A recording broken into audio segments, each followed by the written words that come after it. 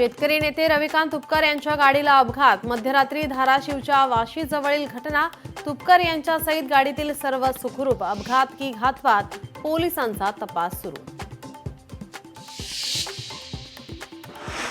राज्यात पुढील 2 दिवस पावसाचा इशारा। मुंबई, ठाणे आणि पालघरसह विदर्भ, मराठवाडा, खानदेश, मध्य महाराष्ट्र आणि कोकणात वादळी वाऱ्यासह पावसाचा अंदाज।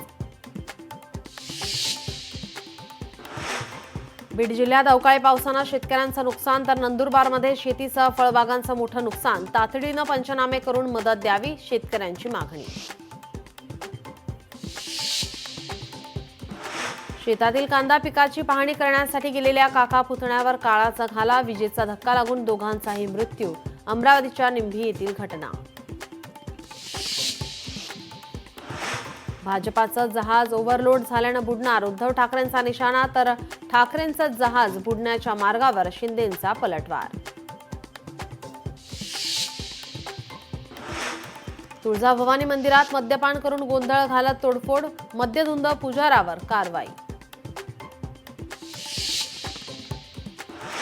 भारतीय सैन्याच्या समर्थनार्थ नागपूरमध्ये आज तिरंगा रॅली। मुख्यमंत्री देवेंद्र फडणवीस राहणार सहभागी।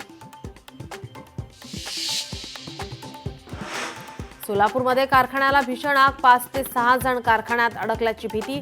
अग्निशमन दलाकडून आग विझवण्याचे प्रयत्न आणि बचाव कार्य सुरू। इस्रायलचे हल्ले वाढले। गाझामध्ये 24 तासात 146 जण ठार, तर 459 जण जखमी झाल्याची माहिती।